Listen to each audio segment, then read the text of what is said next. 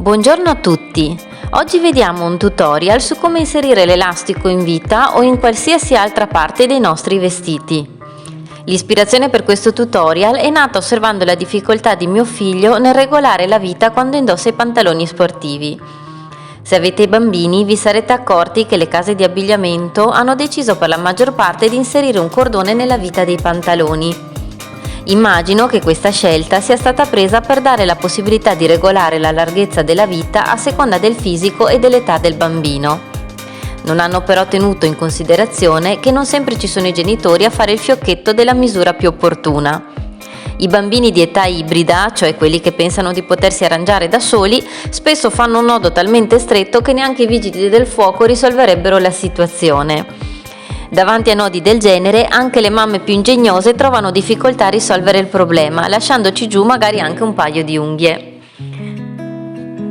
Ma veniamo alla pratica. Prima però vi rinnovo l'invito ad iscrivervi al canale e di attivare la campanella per non perdervi gli ultimi video.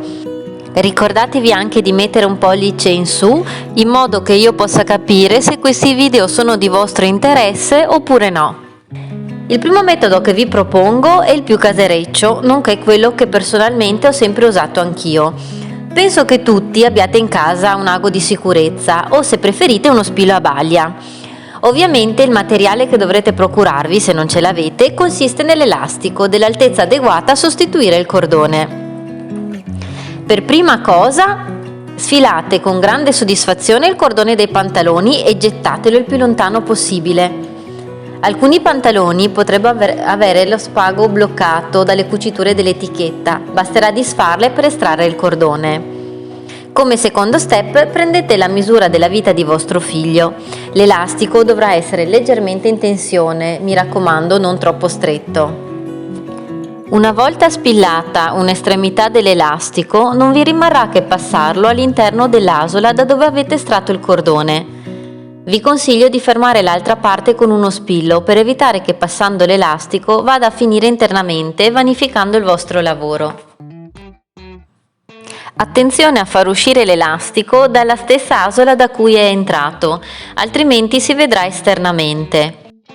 Non ci rimane che saldare le due estremità a mano o a macchina per chiudere l'elastico e poter indossare i pantaloni.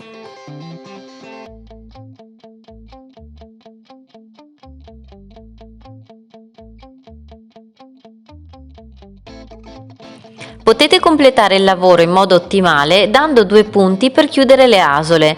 Questo passaggio dipende dal tempo che avete e dal risultato che vi serve. Ora vediamo come inserire l'elastico con gli attrezzi appositi. Era da tempo che volevo acquistare un kit apposta per questo scopo, così ho colto l'occasione per provarli e fare una recensione. Il kit è composto da vari pezzi, ognuno utile a seconda dell'altezza dell'elastico /nastro da passare e dal tipo di indumento su cui passarlo. Il kit è composto da 2 pezzi di plastica lunghi e flessibili di forma tubolare con 2 asole alle estremità, 3 pezzi di plastica più corti, piatti e di altezza differente, 2 pezzi di metallo con un'asola all'estremità e 2 pinzette di metallo tenute chiuse da un anellino scorrevole. Iniziamo parlando proprio delle pinzette. Dopo averle un po' osservate, sono giunta alla conclusione che abbiano una funzione davvero originale ed intelligente.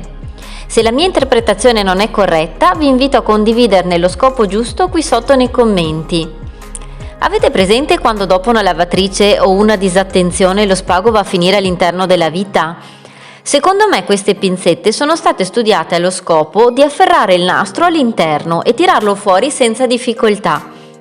Riguardo a questo, i dentini dove la pinzetta afferra hanno lo scopo di agganciare il cordone senza il rischio che sfugga e l'anellino per chiudere saldamente senza stringere con le dita. Devo fare però un appunto negativo. L'idea secondo me è funzionale, ma nella pratica, devo essere sincera, ho dovuto fare molti tentativi. Intanto i dentini della pinza tendono ad agganciarsi al tessuto impedendo lo scorrimento della pinzetta e l'uso dell'anellino va un po' allenato perché non è proprio così semplice. Quindi direi voto 10 per l'idea ma 6 per la difficoltà dell'utilizzo.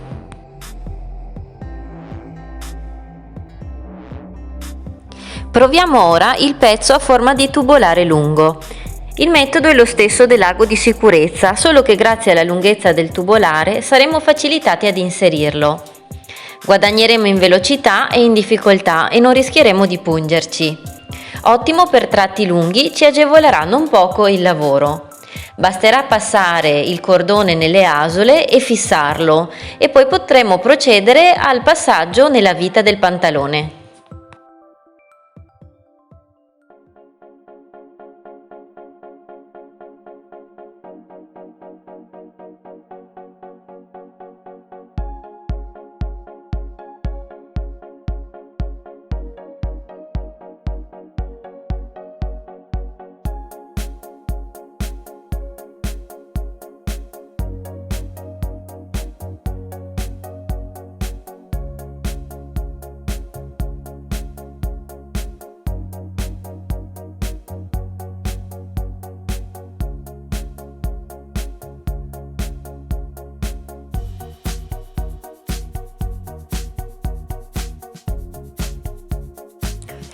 Le 3 striscette piatte sono pensate allo stesso scopo, ma magari per tratti più brevi, e sono dotate di fessure per fissare l'estremità delle fettucce, forniti in quantità di 3 per soddisfare l'esigenza di scorrimento in passaggi di diversa larghezza.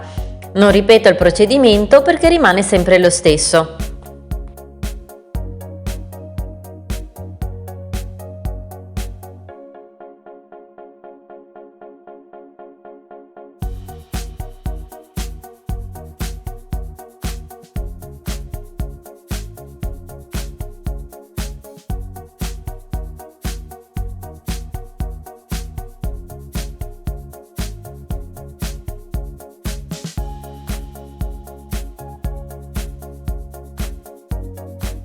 E per concludere rimane solamente l'attrezzo in metallo.